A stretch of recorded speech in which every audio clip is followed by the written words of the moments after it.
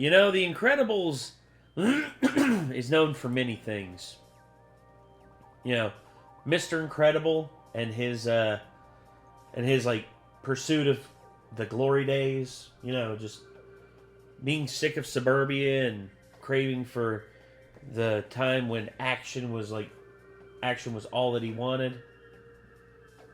And then, of course, you know, Dash and Violet. Oh my god, I was saving that for last. But yeah, now... No, he's saving the best for last, but I just... Well, no. Sometimes now, I have no patience when it comes to nice things. Yes, Mrs. Incredible's, like, assets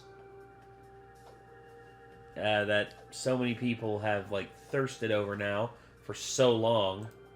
I mean, there's one woman, she actually dressed up as Mrs. Incredible. Really? They gotta... oh my god, no. Yep, it's real. It's real. Yeah, that's the thing about like, Pixar. Pixar always does this. It's just, like, sweet, endearing stories that have like, some really good morals and everything like that. And some of the ladies have an absolute dump truck for like, Jesus. I mean, maybe that's just a thing at Pixar. Maybe that's just Pixar's type. I ain't complaining. I like him with a big ass. But anyway, The Incredibles is a movie that I think is one of the more perfect Pixar movies. I think it's one of my favorites, if not in my top. It's definitely in my top 10. It probably is in my top 5. How about you? Yeah, I'm not quite as huge on it as like most people are, but I still thought it was really good.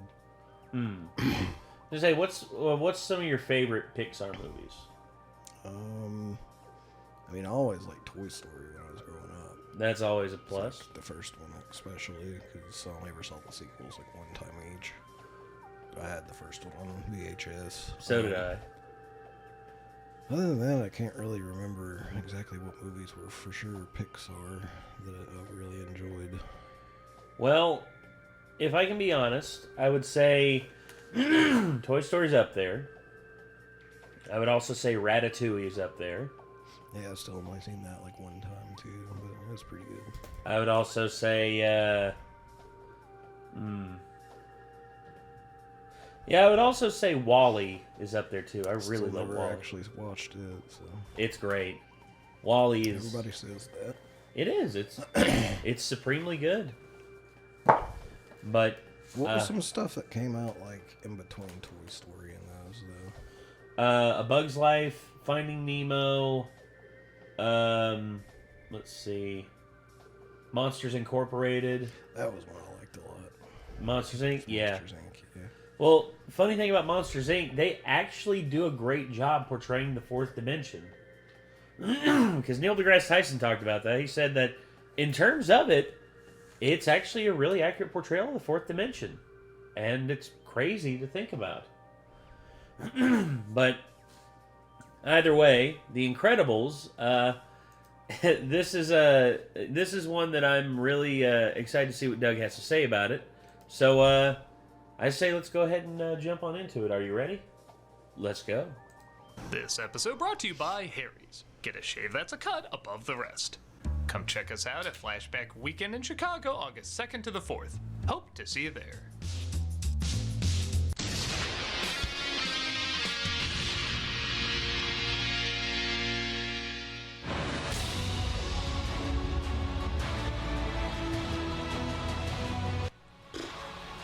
It's them again. Wrong. That's all wrong, darling. Hello, I'm the Nostalgia Critic. I remember it so you don't have to. Well, since we're doing yet another reboot of Fantastic Four, we decided to bring back the adequately impressive 3.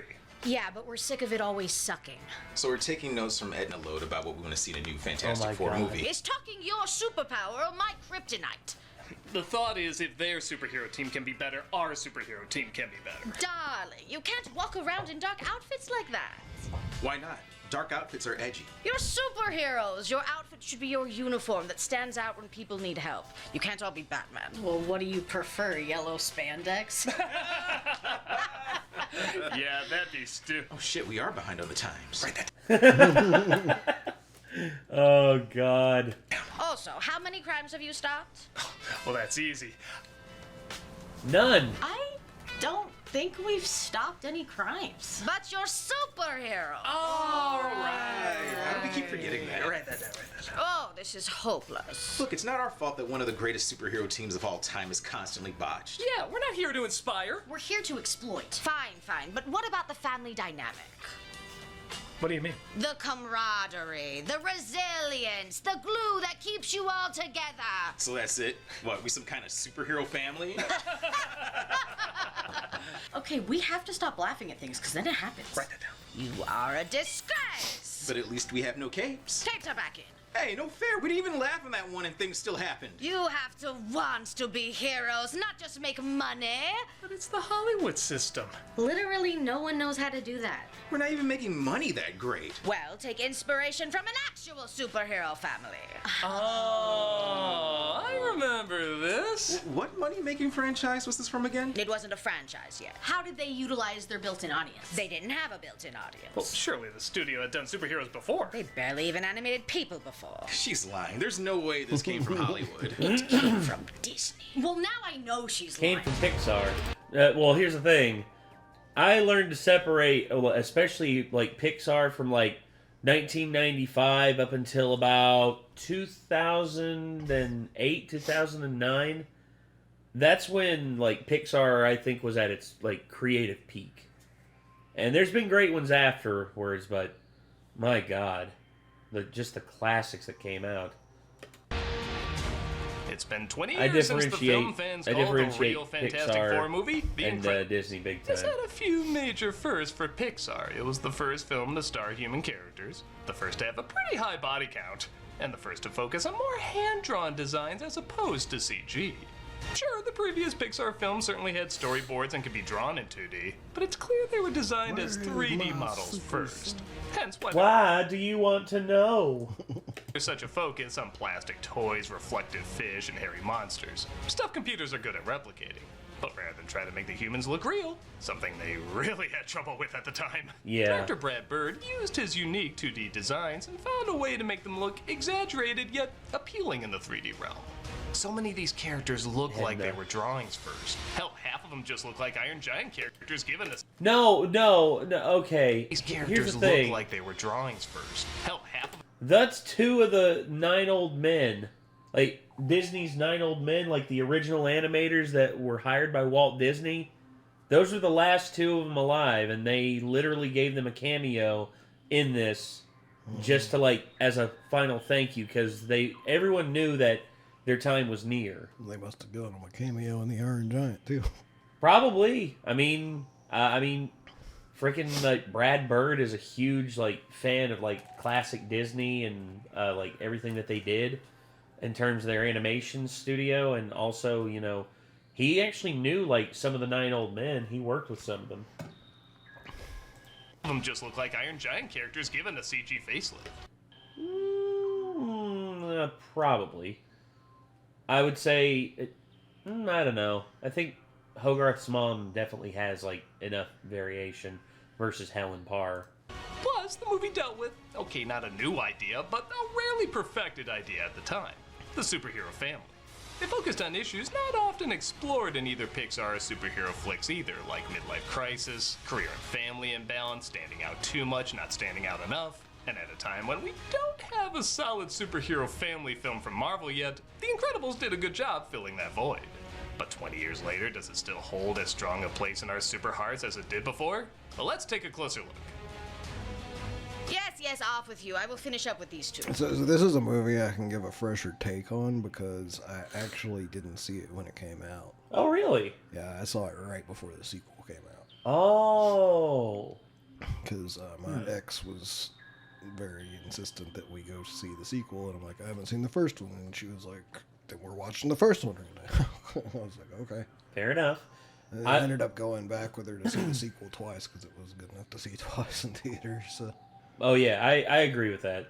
The first one I watched in theaters twice, and I loved it. I loved this film. It in terms of just like I love the music, I love the action, I like the story, and also dude, there was a lot about it that I liked. And then of course, the sequel.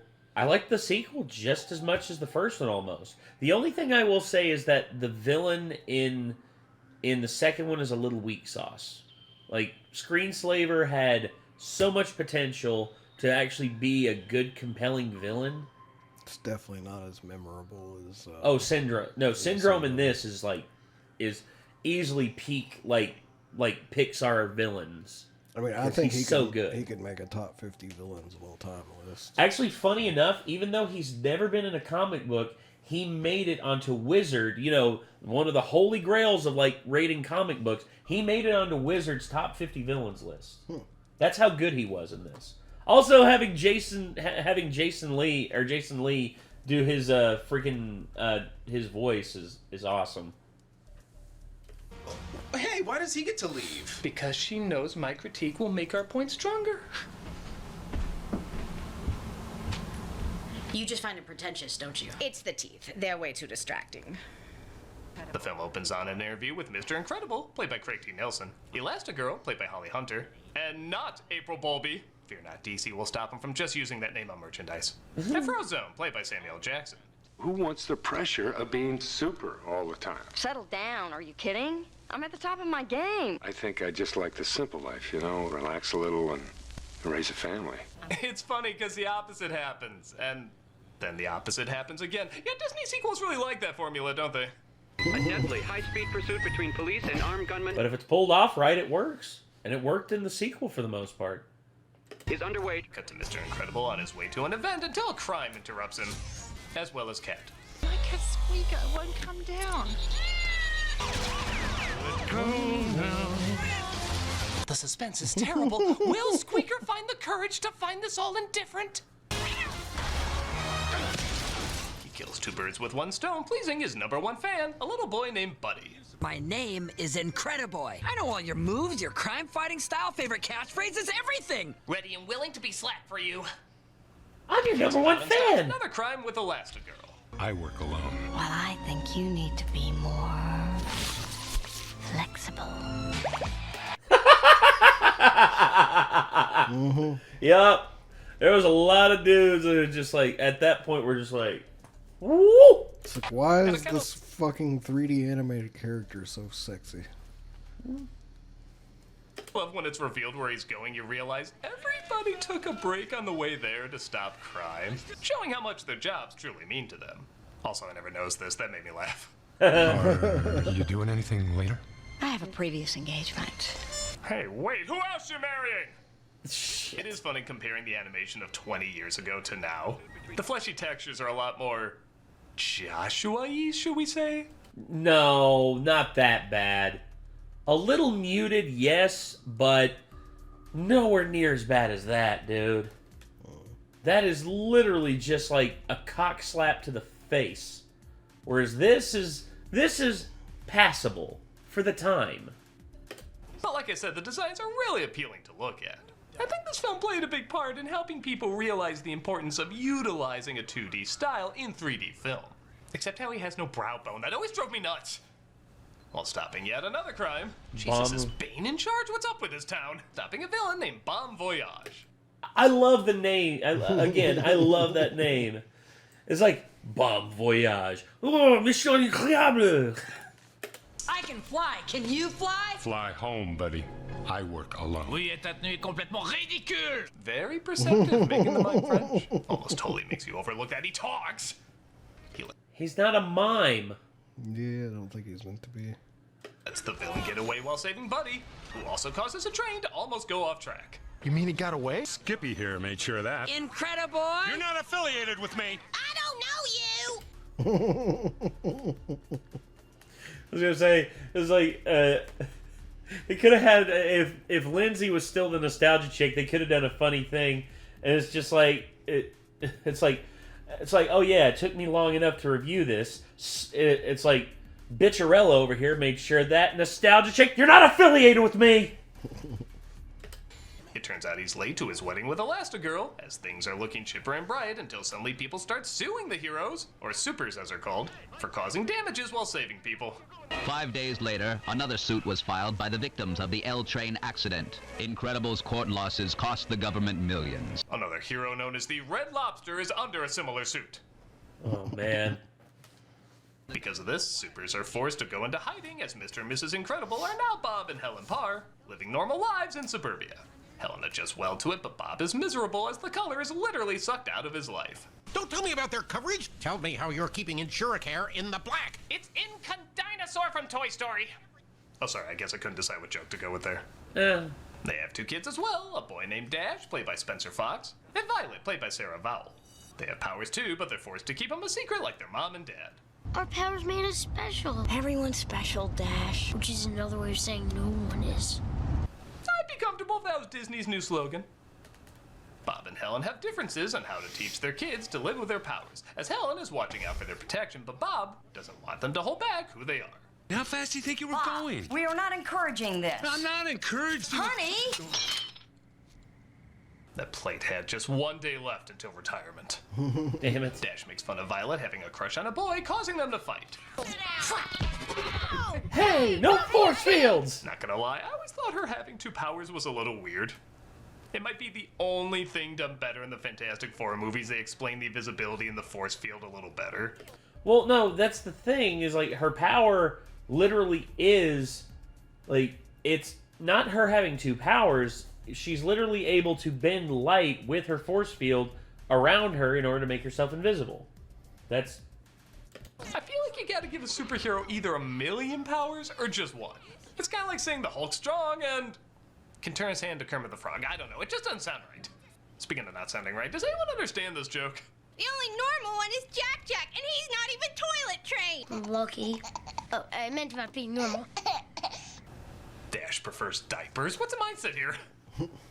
Bob goes out with Frozone, now going by Lucius, as the 2 are still incredibly addicted to stopping crimes in secret. I love the fact that the law is literally their mistress. Is that everybody? Yeah, that's everyone. Man, I know these are a lot of common superhero tropes, but were these 2 movies just watching each other while being made? Helen suspects Bob is up to his old tricks. Is this rubble? We can't blow cover again. The building was coming down anyway. You knocked down a building? Damn it, this wouldn't have happened if Lucius just put lipstick on and kissed my collar. Why does he have to be so weird? Reliving the glory days is better than acting like they didn't happen. Yes, but this, our family, is what's happening now, Bob. I like how they have to hide what makes them unique, and seeing how this does take place in the 60s, you could read a little bit into that and how not everyone was always welcome for how different they were. It's something I think always resonates in a lot of time. You know what doesn't make sense, though? What's that? Go back and watch Violet come out from on the couch. Take place in the 60s, you could read a little bit into that and how not everyone If she's bending was always... light around her to make herself invisible, her pajamas should be invisible along with her. Actually, I think you're right about that.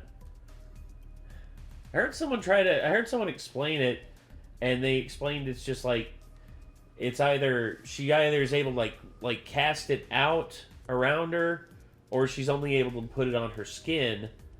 But once again, yeah, I don't know. Once again, the powers for Violet aren't 100% like I didn't really fleshed out. View this as like a world building and lore building superhero movie. It was more of a fun comedy thing, so I didn't really question too much about how anybody's stuff worked, you know. Well, it's superheroes in suburbia. He's welcome for how different they were. It's something I think always resonates in a lot of time periods, but at the same time, you can just look at it as a story about a family of superheroes. See, this is the kind of commentary I like. You can read several things into it because it's relatable to a lot of people in a lot of different ways. Direct commentary is fine too, but there's way too much of it right now and often gets in the way of the story. You can interpret it a lot of different ways and it can mean something different for everyone. Except this guy, there's no debating. He was modeled after Stephen King, right? I'm not happy, Bob. Not happy. Wait, you turn that sheet around, by the way. Some pretty funny stuff written on there. Even this commentary on insurance is pretty funny. Are you saying we shouldn't help our customers? The law requires that I answer So wasn't there a whole deal, by the way, with the sequel about Jack having multiple powers being crazy? Well, the thing is, they're saying it's Jack is unprecedented.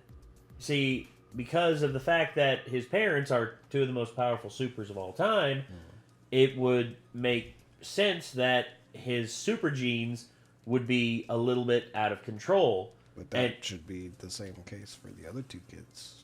You'd think that, but I think it's just like their powers normalized, whereas Jack is still getting used to his. And I think Jack's is just like it's like a materialization power. Sort of like how prestidigitation has like so many uses. I think Jack's is similar, and he's able to like change his body makeup to fit whatever he wants. I don't know. Prince is pretty funny.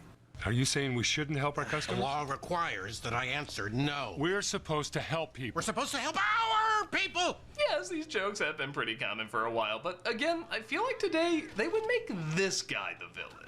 The rich person in a suit pulling the strings. Hell, they basically did later. And that's not what's fun about this world. You can have supervillains, but you can also just have little a-holes who are doing a smaller amount of harm, but still harm. And this variety of different characters shows there's different battles and antagonists that should be fought in different ways. Punching a supervillain makes sense. Your boss, not so much. How is he? He'll live. I'm fired, aren't I? Oh, you think? Now, if this psycho kid could get on a hockey team, anything's possible.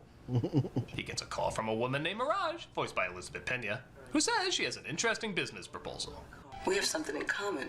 According to the government, neither of us exist. I like this futuristic technology is very similar to the technology we have today. Though, I'm sorry, 3D TVs will never be a thing. Stop trying to make that thing!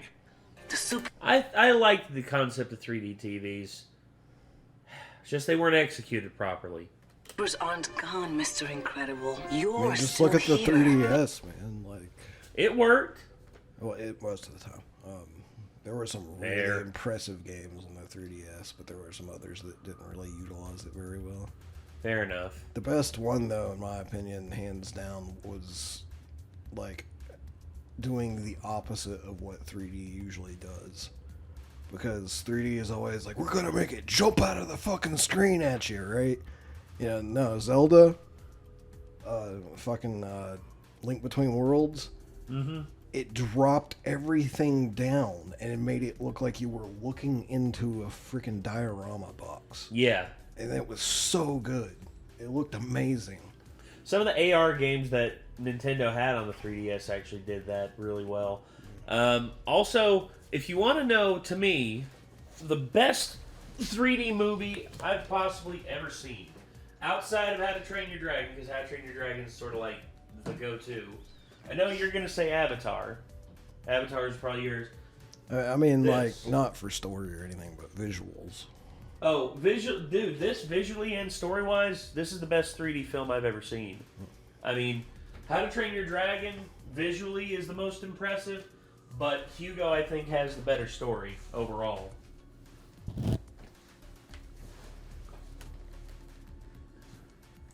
You can still do great things. He gets nostalgic for the glory days and decides to take her up on her offer, telling Helen he has to go out on a business trip. Is a top-secret prototype battle robot. Solve any problem it's confronted with. It got smart enough to wonder why it had to take orders. We lost control. AI in a year or two. He's sent to the island of the Twisted Macaroon to take out the robot. Well, I do think this fight could be a little funnier and utilize the probability factor more. It is an impressively fast fight. The speed in which this thing moves does make it a legit threat. And when you find out who the test subjects were who made it that fast, it kind of makes it creepy. Again, the animation getting across more than you might originally think. Using its own metal and moves is also a clever way to defeat it, as Bob is invited to dinner afterwards. Why live? With a volcano. This seems a bit unstable. Volcanic soil is among the most fertile on Earth. The only thing we have to worry about is it falling in love. On that note, I'm really surprised the volcano doesn't erupt in this movie. It's kind of like Margie not giving birth in Fargo. It's refreshing, but a little weird.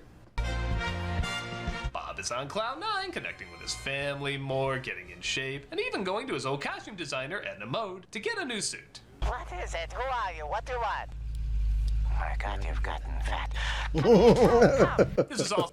Also, I think Doug's gonna make commentary here. So where the movie gets really funny.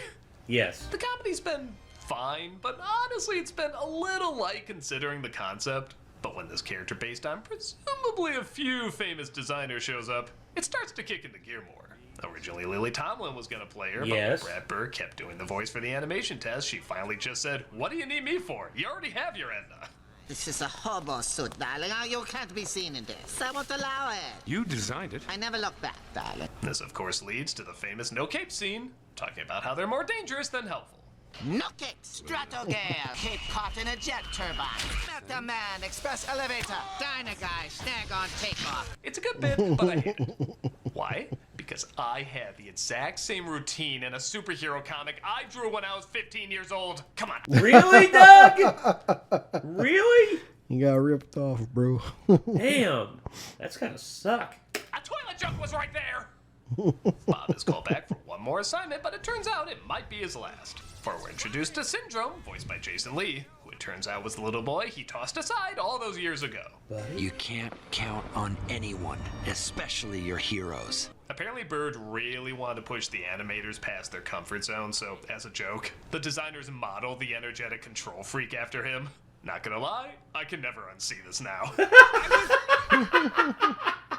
Through quite a few supers to get it worthy to fight you, but man, it wasn't good enough! I'll admit I've seen Jason Lee as kind of an awkward actor if not in the right role. But this is definitely the right role for him. He is both really funny and surprisingly menacing. I invented weapons, and now I have a weapon that only I have. You sly dog! You got me monologuing! I thought only supervillains and YouTube critics did that. Your nemesis said it! Oh, brilliant. He thinks he destroyed Mr. Incredible, though, giving this goofy as hell face. Mr. Incredible terminated. It's a face that says, "I farted. I'm not gonna say it's me, but I want you to know it's me." They actually had a funny one back in the day. I think it was Rudy Mancuso. It was basically him, King Batch, and like three or four others sitting around playing a video game, and then all of a sudden you see one in the middle of the couch just go like, and then the other ones, like two of them run off, and then the other one sitting at the couch, he smells, he goes, just dies. Oh gosh. I have a tendency, like, as long as I'm like around people I'm pretty comfortable with, to just apologize, because I have such bad stomach problems that I can't help it a lot of times. I just bust some toots out. He toots. He plays the old butt trumpet every now and again. I was watching XP to level 3 today, and him and his wife were discussing if they'd ever farted at the D&D table, and they was talking about, like, imagine farting at the D&D table, it would be so embarrassing and stuff. And he's like, no, actually, we were with the dude one time, and he farted, and he was like, yeah, that was me, sorry. Like, this is like the fact that he owned it, like, gave him so much power, in my opinion. Like, I instantly respected the fact that he owned it, and I'm just like, that makes me feel good about myself, because I'm usually just like, apologies in advance. Yeah. Whereas me, I usually try to go somewhere else away from everybody, and I'm like, okay, I'm away from everyone. I usually do the same thing, especially if I'm in like a room full of people. But like if I'm standing like a decent distance away and like it's in a ventilated area, I usually just be like, sorry about this in advance. But here we see a trap set for the very rare and often very annoying bald-headed Douglas. Bald-headed Douglases are often lured out by their love of Harrys. Bald-headed Douglases often hate overpaying for something, especially overpaying for cat cameos, or cat meows, as they are called, or cat meows. You see, way too much money was spent on that joke. Yeah. But to say goodbye to this rare cat meow known as Chopin. Bald-headed Douglases are usually lured out by Harrys due to the fact that they give the best shaves there are, on top of having a plethora of other wonderful items, including deodorant, body wash, and more. We see the trap has worked. The bald-headed Douglas is instantly drawn to its packaging. It is having trouble opening the packaging, very embarrassing to say the least. So why don't we continue saying that Harry's gives, in fact, the smoothest and closest shave that a bald-headed Douglas has ever had. Never having to push too hard or be too delicate, the bald-headed Douglas loves the refreshing feel of waking up in the morning and knowing he's gonna have smooth face skin for the rest of the day. He has finally gotten the packaging open. And what have we here? Not only Harry's wonderful foaming shave gel, a pillowy cushion for a comfortable shave, but also the glorious specimen of Harry's blade attached to an orange Truman handle. These blades are German engineered, made in their own factory so they stay sharper longer. No! With customizable delivery options for scheduled refills as low as $2, half of what you pay for other big brands. In fact, signing up for Harry's is a no-brainer. It has the highest customer satisfaction in the shaving industry, a convenient subscription that you can cancel at any time, plus a no-risk trial. So you don't like your shave? No worries, it's on them. We also advise not using any of these products on your tongue. Again, the bald-headed Douglas is very stupid and very desperate for any kind of laugh. So stop getting ripped off. With Harry's, you can get a shave that's a cut above the rest. Get started with a $13 trial set for just $3 at harrys.com/nostalgia.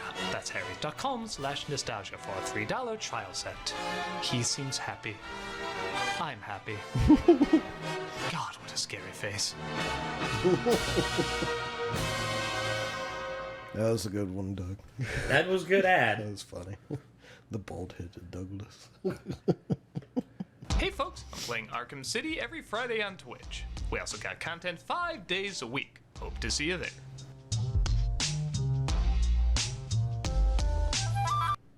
Helen notices Bob's been acting weird, so she sees the last person he saw, Edna, who went to the trouble of making super suits for the entire family.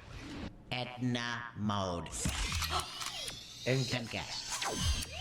Christ, fashion is dangerous. Speaking of which, how did she get everybody's measurements? Suit me up, Uncle Alfred. The less I think about, the better. Bob manages to sneak his way into Syndrome's headquarters, finding out a whole slew of heroes have been murdered trying to make the perfect killing machine.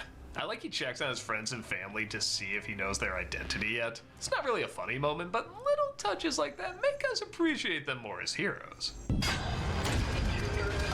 He gets caught though, in maybe one of the strangest ways to capture someone. It's like a mix between alien STD and a Manetto spy would take fetish. offense to that. Helen realizes he's in trouble and has to save him. Dad's in trouble, or Dad is the trouble? I mean, either he's in trouble, or he's going to be. Yeah, the family surprisingly hasn't gotten that much focus. This is something I think balanced out a lot better in the second film. As half the flick You know what? mainly Never really focused on like Bob. matched everything else in this film, in my opinion, in terms of like looks. And it's not that because it looks bad; it's because it looks way freaking better than anything else in the film. What? Violet's hair. Yes. Her hair is insane for like the rest of the 3D animation. Well, that's the thing. They knew hair really good because Monsters Incorporated. Yeah. Monsters Incorporated, that like hair. But even when you modeling was- compare her hair to the rest of her family, it's like on a different level. Well, it's because of like how long it is. Yeah, the silky strands. Yeah. Up. But a little over halfway through, they do enter the story more. The kids see they have super The suits and dash, sneak aboard a nice. plane Helen is borrowing to head towards Syndrome. Okay, now the whole family's They involved. did. Now we're gonna get Her some fun brother's whack- hair is just like a single kind of piece where it's like slicked back and such. Yeah. And her mom's hair, I guess, just doesn't move around as much. But she's got like the little individual strands like that come off from like the part that's in front of her face. Even like, it's really impressive. Yes. Like how much detail they put into her hair. Wacky action. Indian Golf 909er transmitting in the blind guard. Disengage, repeat, disengage! In a minute, I'm sure. You have to put a force field around the plane. Disengage, repeat, disengage! It's about to get really zany. Violet! Abort, abort! There are children aboard! Mom! Mayday, mayday! Zany goofy. Put a field around us now! I've never done one that big! Violet, do it now! I mean, come on, it's Pixar. Not every character has to be Nemo's mom. Abort, abort, abort! Abort, abort, abort! Oh my god, just make the force field, you bitch! No need. Remember in the last movie when the little kid said boo? Yeah, that was cute. Mm-hmm. Jesus, that was intense. Actually, believe it or not, it was going to be even more intense. There was a version of the script where Helen did die. Lassiter voiced his concern, but Really? said he would stand by Bird if he truly believed in it. It probably goes without saying they made the right choice. Well, they wanted the explosion of the plane to have impact because when I actually saw they actually had it storyboarded out. The guy that Helen called up to borrow the plane actually flew the plane for her, and he basically told them to jump, and he said, "Don't worry, Helen, I'll make it out of this." And then basically, he realized that he wasn't going to make it out of it, and Helen realized it too. She'd be like, I can get you out. He said, "Just go!" And then basically, like, forced her out of the plane, and then he sacrificed himself. But I think this one still works because it shows Mrs. Incredible's ingenuity, because it was because of her that they survived, because she jumped back there, wrapped the kids up, and there you are. Everyone's okay. Killing Helen certainly would have been a dark risk, but it wouldn't have matched the rest of the tone at all. Hell, even just saying that sentence, killing Helen, it just doesn't sound right in a Pixar movie about a family of superheroes. Yeah, I would have It'd been be like pissed having if they had Bryan done Cranston that. in the Godzilla Oh my god. Yeah. Pixar movie about a family of superheroes. It'd be like having Bryan Cranston in a Godzilla film and getting oh right. Well, Yeah, exactly. Such bullshit. It's like, oh, we're gonna make the characters, carry the film, even though we don't see Godzilla. We're gonna make it like Jaws. Yeah, because you know what? Quint and Hooper and all the characters were interesting in Jaws, which is why it carried the film through until we saw the shark eventually. Why kill Bryan Cranston? Why? Well, it'd be like having a Wookiee Jedi for the first time and getting rid. Oh, right. Well, it'd be like having Steven Seagal in a Kurt Russell film and getting rid of. Okay, sometimes it works. Yes, thank you. Suits really are indestructible, though, as Helen saves the kids while Bob thinks they're dead and Brace threatens yourself. Mirage if Syndrome doesn't release him. I'll crush her. Yeah, that sounds a little dark for you. It was going to be part of an ABC spinoff, Corpse. Oh my He lets god. her go as the rest of the fam makes their way to the island in a pretty original way. Yeah, ingenuity. This is what you get when you type in an image generator, The Incredibles boat. Put these on. No, Doug, no. It's the Increda boat. Your identity is your most valuable possession. That's why you're covering up 1/9 of it? Mom, what happened on the plane? I'm sorry. I wanted to. It isn't your fault. It wasn't fair for me to suddenly ask so much of you. Again, you could make the argument they might be taking this concept a touch too seriously, but again, it does really show the love and care this family has for each other. And that they're more than just their powers and quips. It makes them feel like a real functioning unit. They won't exercise restraint because you're children. They will kill you. Da-da-da-da-da-da. Hey, at least she's being real with them. I mean, that's the thing. If I'm in a dire situation and I'm a kid, I would want my parents to be honest with me and be like, when I tell you to run, you run. Because if you don't, you will die. It's like, okay. I guess you could also argue this helps give more power to the kids, as Helen, again, really acts like a mother, trying to protect them, but also makes it clear they are still capable of great strength, even in the face of great danger. You have more power than you realize. Don't think. If the time comes, you'll know what to do. I was in college when this film came out, but I think if I was a kid watching this, these scenes probably would mean a lot to me. But, you know, it is still a cartoon about stretchy people. Turn to the right! Oh god, and then this scene. It's like, wait, shoulders, chest, chin, aha! Her ass is literally the same size as it was back when she was younger. There's literally no difference. I'm just gonna assume there's a lot of images of that online. There are. The internet's gonna internet. She makes her way to Bob, who's been released by Mirage, who felt betrayed by Syndrome. Lousy, lying, unfaithful creep.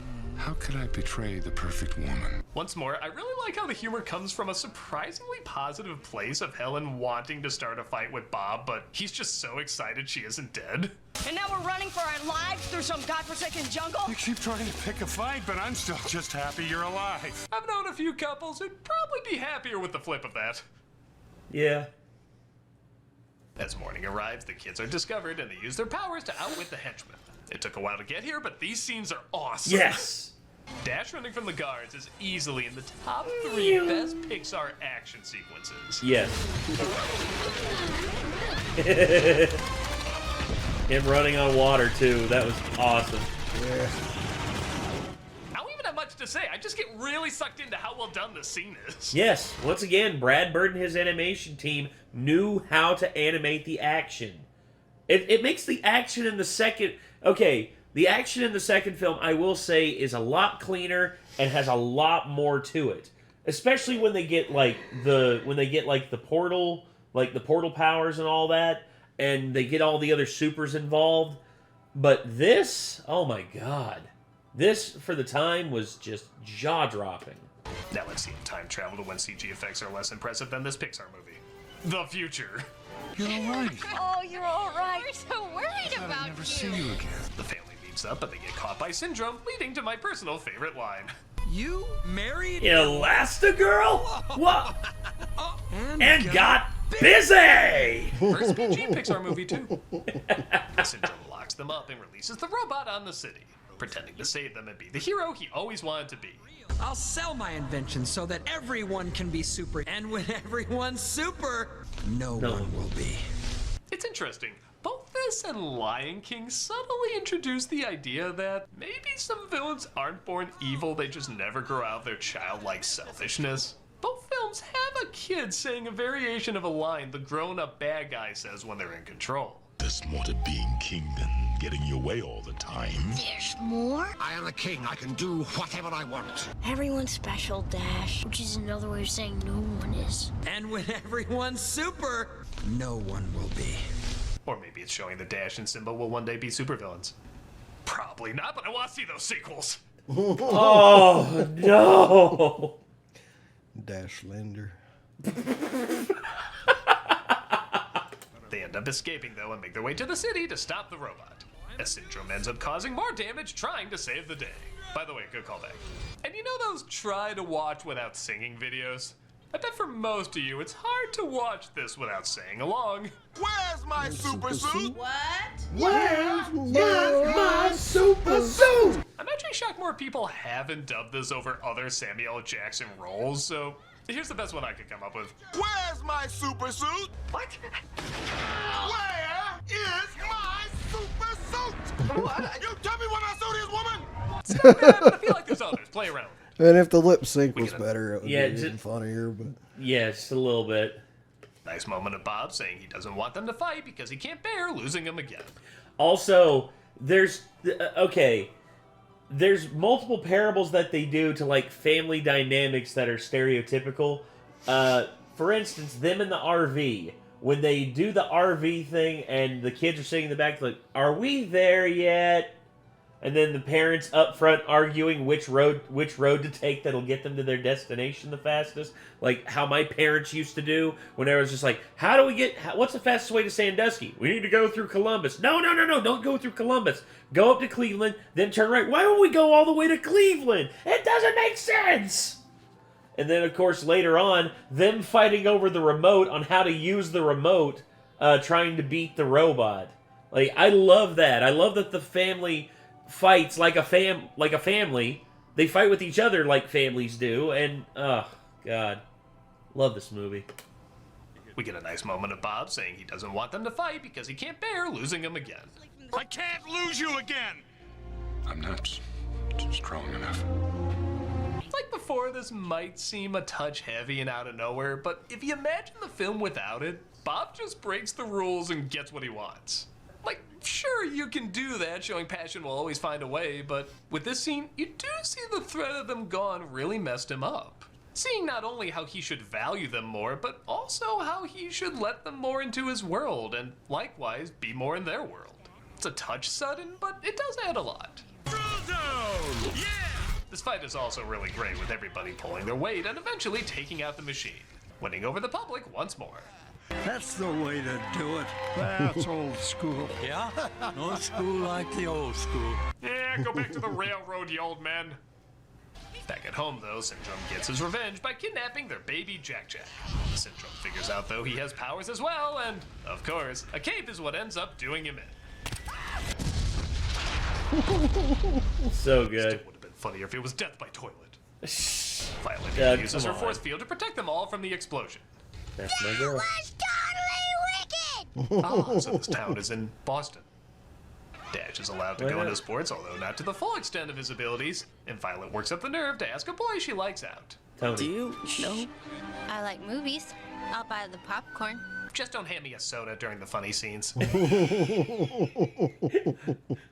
fact that they animated that out so so detailed in the sequel, just the pain. You can literally feel the burning sensation. Another villain attacks the city, though. The The family puts Underminer. on their masks, and they're gonna go back into hiding again. It's a little weird, but I still like it. And by God, I still really like this film because it really holds up. Yes.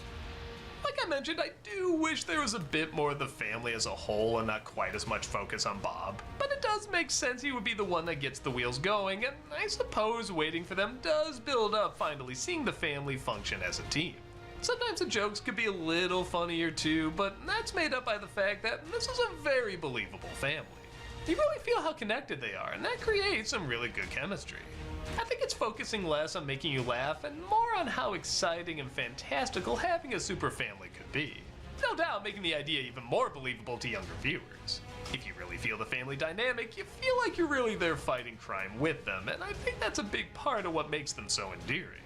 It's got a lot of heart and a lot of energy, which 20 years later still makes the film pretty super. So, what have we decided for the adequately impressive 3? That you're an incredibly dysfunctional family and they're getting emancipated from you. What? We're not even related. See how he talks to us? Like we're not even blood. We're not blood! Do you see this? I do. Both of you can live with me until the separation is complete. Thank you, Edna. You're a good mother. She's not your mother! Then how do you explain why we look so much alike? You two are the same person! So Wow. Wait. insensitive. You're changing costumes in between takes! Come, my darlings. Let Mama Edna shield you from the evil Critic. We love you, Mama Edna. You truly I really hope he doesn't make her change costumes for every single time the camera switches. That would be horrible. No, I get how they do it is they have the bit where basically they have it to where she reads one side of it and then she changes and then she reads the other side of it with either Doug or Malcolm reading off the lines that she read. That's how it should be done. That usually is how it's done. You two in the same shot! Out we go, my pets. Yeah, now let's say, no, don't cut to me, now gives Tamara a chance to be in the next, there she is, yeah. Hey, find Edna back here, let's see you two in the same room. We're too traumatized. It's the same person. And got busy! All right. So yeah, The Incredibles. Oh my God. I love this movie, dude. I really do. I love this movie. I would honestly say that this movie is literally just it's one of the best animated films ever. It's one of Pixar's best. Like, really, my only downside to this movie is just the stain of who I watched it with, but... Yeah, sorry, maybe just dude. rewatch it myself sometime and try to... Wait a minute. Associate Hold just on. my own thoughts with it. Hold on, let me look real quick. Pixar 4K... 4K Blu-ray. Okay.